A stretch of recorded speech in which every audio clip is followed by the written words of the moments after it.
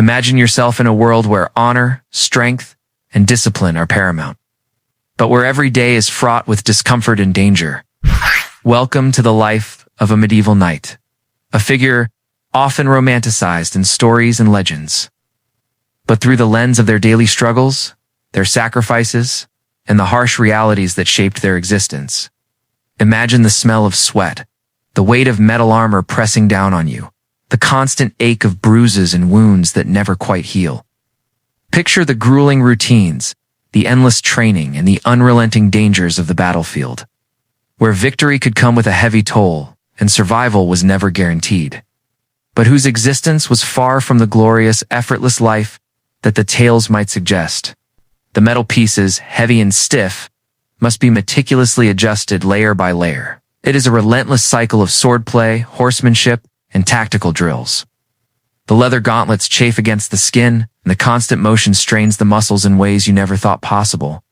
It's not the glorious battlefields we read about, but the grueling repetition of preparing for those battles. For every swing of a sword, while they are often heralded as warriors of great skill, the reality is far more tragic.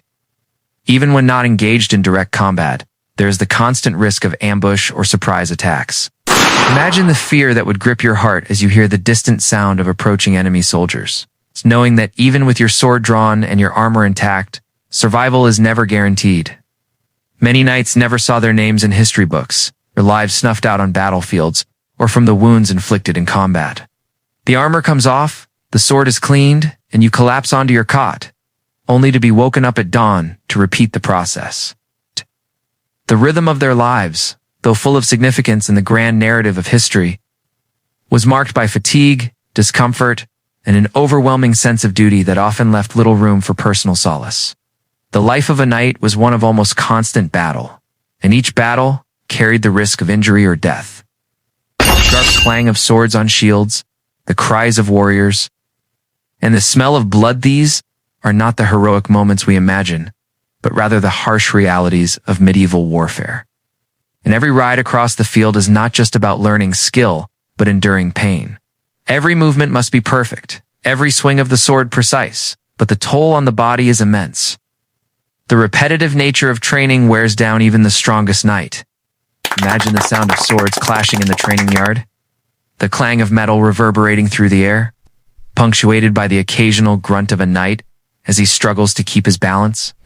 The sweat drips down, stinging your eyes, mixing with the dirt on your face. And though you may be learning vital skills, there's no time for rest. Every mistake on the training field could be costly. The sensation of each piece of armor rubbing against your skin, the coldness of the steel, is unavoidable. And as the sun begins to rise, you realize that the discomfort of wearing the armor is just the beginning. Your body, worn from countless battles, already aches from the effort of maintaining a rigid stance. Your muscles are sore, fatigued from months of rigorous training, and you can almost feel the weight of the sword on your hip, constant reminder of the dangers that lie ahead. You've heard of knights, those valiant warriors clad in shining armor, wielding swords in battles for glory and kingship. Daily life immersion, the struggles of a medieval knight. Picture yourself in the 12th century, donning the heavy armor of a knight. The knights' lives are ruled by duty and the expectations placed upon them. When not in battle, they may be tasked with guarding castles or fortresses, where the tension of being ready for an ambush or siege is a constant presence.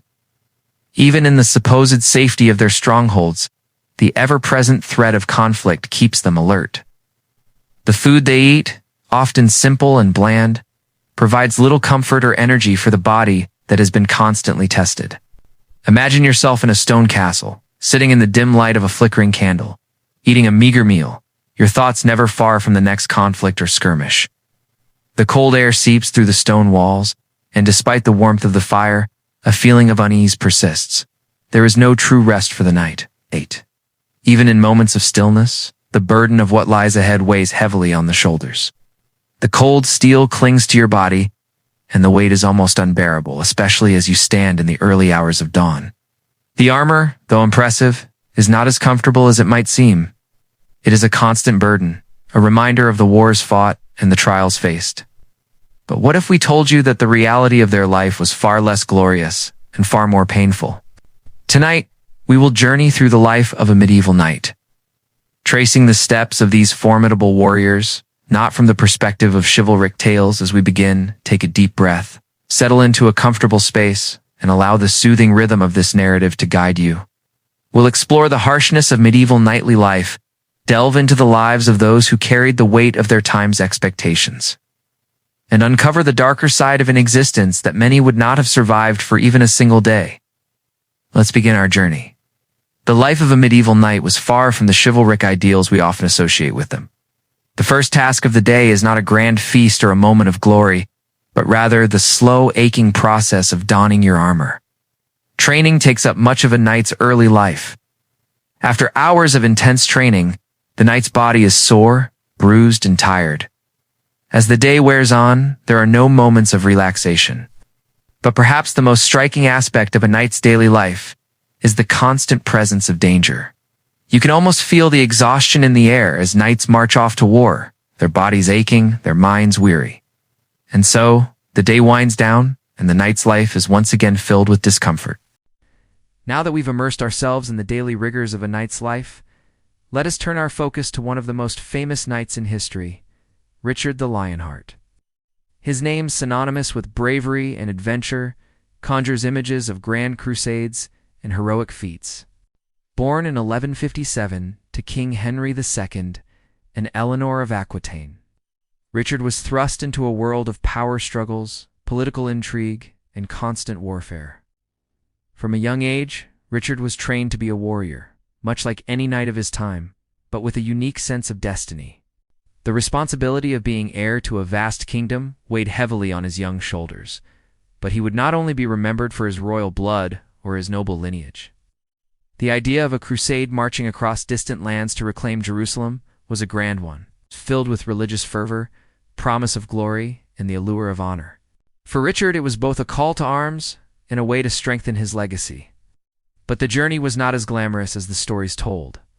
Richard's life would be defined by his leadership, his battles, and ultimately the heavy price he paid for his ambitions. There is no grand feast, no comfortable quarters. Only the sound of waves crashing against the hull, the constant rocking of the ship, and the claustrophobic space where dozens of men, all weary and uncomfortable, imagine yourself in Richard's position. Once a revered king, now a prisoner, the walls of the cell cold and unyielding. The days blend together in a monotonous haze. There is little to look forward to, but the faint hope that the ransom will be paid and you will once again be free. For Richard, this period of captivity was a personal test of endurance and patience. He faced off against powerful adversaries, and in one of the most notable battles during the Crusade, he managed to capture the city of Acre. He returned to England in 1194, where his kingdom awaited him, but the battles were far from over. Richard's body, worn from years of warfare, never fully recovered. He was forced to lead his troops once again, but now, with the pain of old injuries and the weight of his experiences hanging heavy on his shoulders. But victory in battle does not come without consequence. As his army marched across foreign lands, suffering from disease, exhaustion, though he achieved great feats and became a legend, it's clear that the price he paid was immense. The life of a knight, even one as famous as Richard, was far from easy. And his story is a reminder of the sacrifices made by those who lived and died in pursuit of honor, power, and legacy. At lack of supplies, Richard found himself in more personal turmoil. The pressure to lead, the responsibility of his kingdom, and the constant threat of assassination or capture were never far from his mind. Sit in silence, preparing for the battles ahead. Richard, though king, was not immune to the discomfort of long, dangerous sea voyages. His clothes were soaked with salt water, and his food was often stale and unappetizing. As the crusade pressed on, the toll of the journey took its toll on him physically and mentally. But beyond the legends lies a story of immense struggle, not only in battle, but also within the confines of his own life. Henry's kingdom stretched across England and much of France, and as any king would, he sought to consolidate his power, often at the expense of his sons. The irony of this moment cannot be overstated. Here was a king who had been one of the most feared knights in the world, yet he was now a prisoner, trapped in a foreign land far from his kingdom. The man who had led armies across the Holy Land was now being held captive in a dark and damp prison cell. Richard's imprisonment was a harsh reminder that no matter how powerful or skilled a knight might be, no one is immune from the whims of fate. Richard was not content to simply sit idly in his father's shadow. He quickly became a formidable leader in his own right. However, to gain more power, he had to rebel, and so began the complex web of conflicts that would shape his life. Imagine yourself walking in Richard's boots for a moment. As Richard grew older, he became deeply involved in the politics of medieval Europe, especially the tumultuous relationship with his father, Henry II. Now, imagine the pressure on young Richard as he prepared for battle against his own family. Even knights who were accustomed to battle could hardly fathom the strain of leading a rebellion against a father. Richard's rebellion was not just a political act, it was a cry for independence, a desire to carve out his own legacy. The toll it took on him was immense. Not only did he have to fight armies, but he had to fight against the very people who had nurtured him. Betrayal became a bitter part of his life, and he found himself, at times, torn between duty and desire. In 1190, Richard embarked on one of the most famous campaigns of his life, the Third Crusade. Picture yourself now, aboard one of the many ships headed towards the Holy Land. The sea is rough, and the conditions on board are less than ideal. Despite the hardships, Richard's reputation as a warrior grew. Eventually, in 1192, after his success in the crusade, Richard found himself imprisoned by the Holy Roman Emperor, Henry VI, while on his way home. While imprisoned, Richard endured countless hardships. His captors demanded a ransom of an exorbitant amount of money that seemed almost impossible to raise. But eventually the ransom was paid, and Richard was freed, though the toll it took on his health and spirit was undeniable. Richard the Lionheart's life was one of triumph and tragedy, marked by an unrelenting pursuit of glory, a fierce sense of duty, and the profound physical and emotional toll that came with his title. Mystery, archaeology, culture, deep dive, the enigma of the knight's armor. As we reflect on Richard the Lionheart's legendary battles and his storied life, we now shift our attention to an intriguing mystery that lies at the very core of the medieval knight's existence: their armor. This seemingly mundane object, crafted for protection, was far more than just a piece of military equipment. It was a symbol of status, power. Each suit is unique, each piece carefully crafted to reflect the status of the knight who wore it. The clinking sound of metal against metal echoes in the air, the coolness of the steel contrasting with the warmth of your hand as you lightly touch the surface. A knight could find himself facing swords, axes, and even arrows in the heat of battle. A full suit of plate armor could weigh anywhere between 45 to 60 pounds. Imagine the toll this takes on a body already worn from constant training, long hours of battle, and a lack of proper medical care. Knights suffered from chronic pain, bruising, and long-term physical damage from wearing armor day in and day out. And it wasn't just physical exhaustion that came with this life. Archaeologists have uncovered evidence that knights sometimes wore armor in ways that might surprise us today. Yet, even the best armor was still uncomfortable, still cumbersome, and still dangerous. Knights would often suffer from back and joint pain, and in many cases, their bodies bore the marks of their armor long after they had taken it off. In fact, some knights, after years of wearing armor, would have difficulty standing or walking without pain. In some instances, they would wear padded or quilted layers underneath their suits of armor to cushion the blows from weapons. These layers, known as arming doublets, were critical in absorbing impact, but they also added another level of discomfort for the knight. The combination of armor and underclothing could restrict movement even further, making it incredibly difficult to engage in the precise movements needed for swordplay or mounted combat. Armor also became a psychological burden. The pressure to perform, to constantly be prepared for battle, weighed heavily on a knight's mind. Their armor was not just a defense against physical harm, it was a shield for their mental state as well. The armor they wore was both a tool of protection and a constant reminder of the responsibilities they carried. The suit of armor was, in essence, the second skin of a knight. It shielded them from death, but it also imprisoned them in a constant cycle of discomfort and pain. To put that into perspective, that's like wearing an extra 2 or 3 bags of groceries strapped to your body with no reprieve. Armor was not merely a tool for survival, it was a statement of identity. Knights often commissioned custom-made suits of armor to reflect their personal heraldry, family crests, and symbols of honor. The intricate engravings, the polished metal, the fine details on the helm, all of these were meant to convey status and prestige. In a way, the armor became a form of armor for the knight's reputation. To be seen in a beautifully crafted suit of armor was a mark of pride, a way of displaying one's wealth and influence. It wasn't just the weight of the armor itself. Metal pieces were often thick and solid, designed to resist cutting, stabbing, and blunt force trauma. When a knight was dubbed into service, it was not just a matter of receiving a sword and a title. He was often adorned in a suit of armor that symbolized his entry into the elite warrior class. This armor became part of his identity, representing both his power and his responsibility.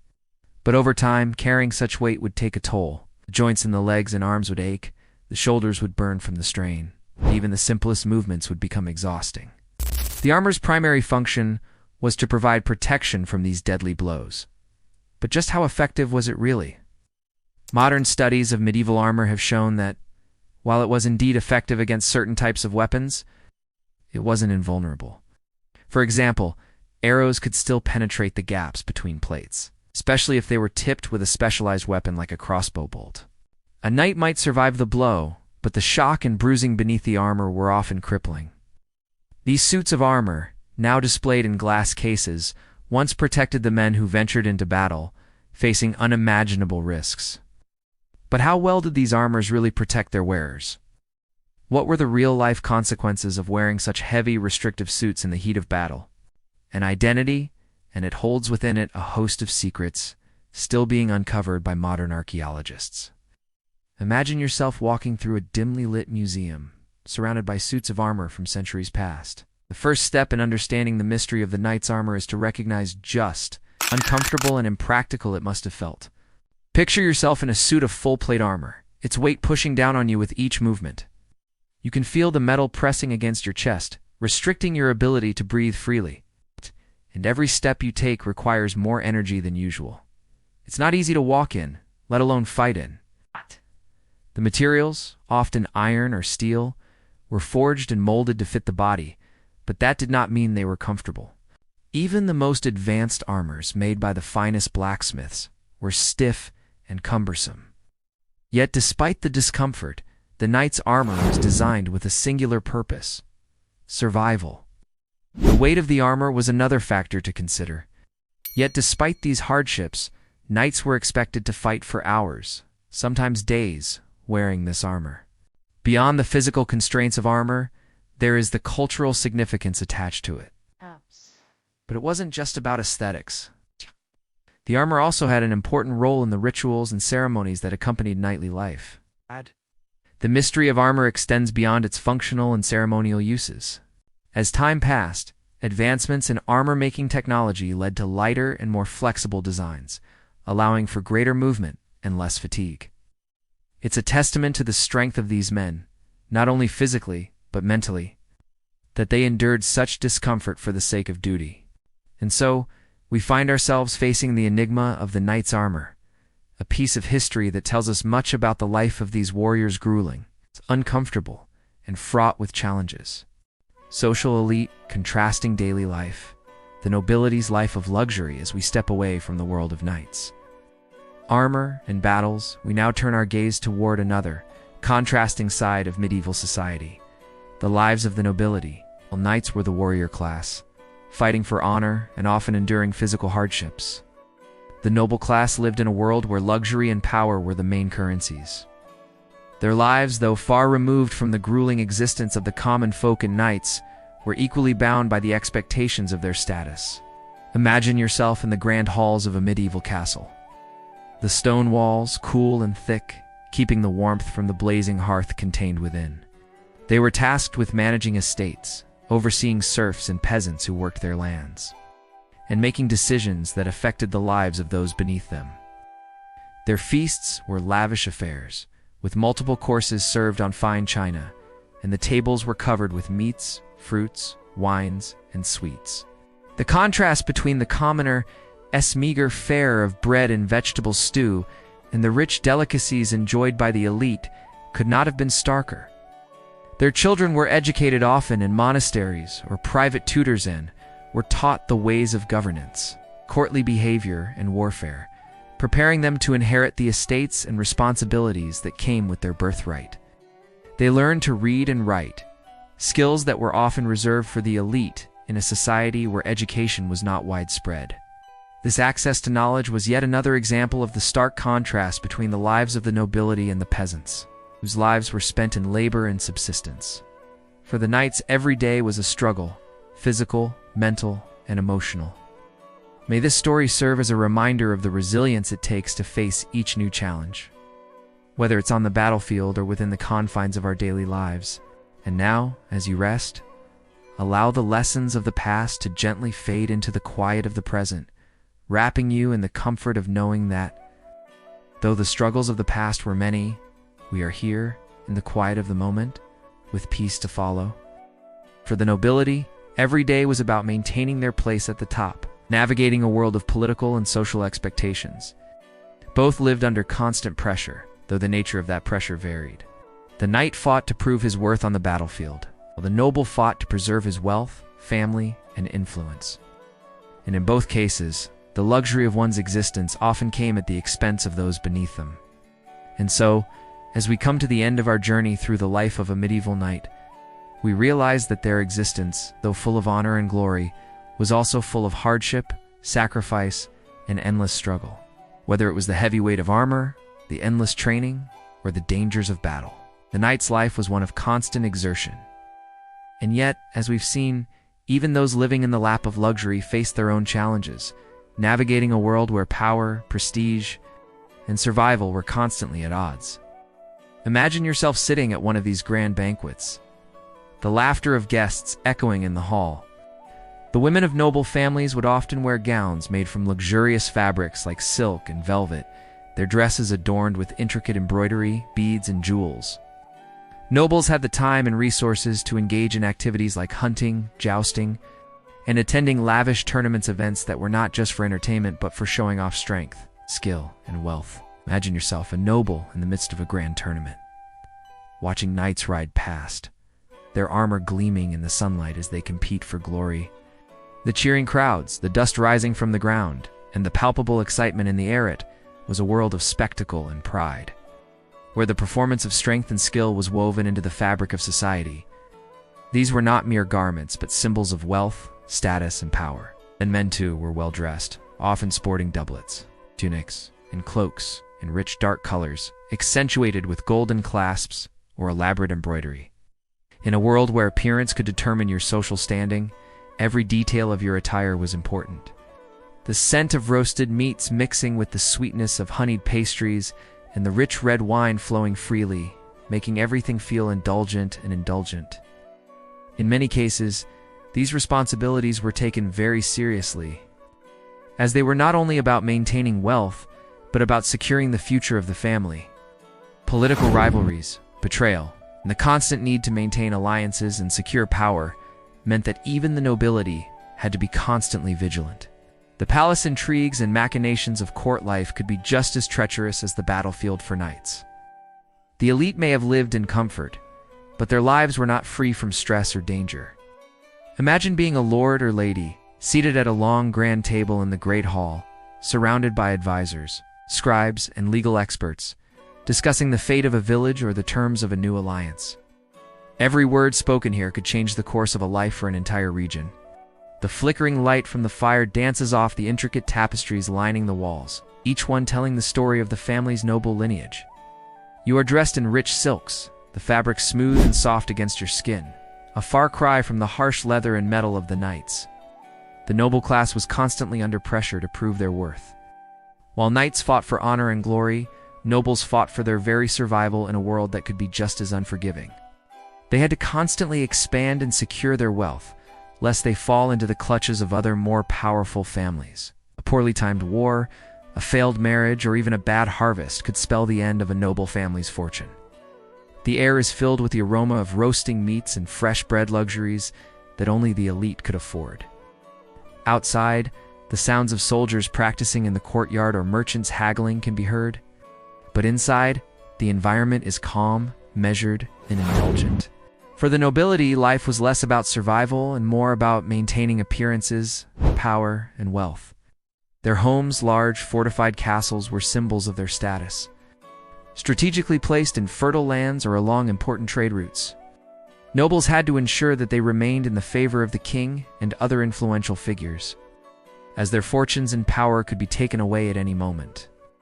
Political alliances were formed through marriage, and the family's status often depended on the strategic arrangements made by parents or elders.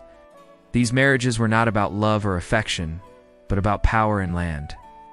Pragmatic decisions that shaped the course of history. These castles were not just for protection.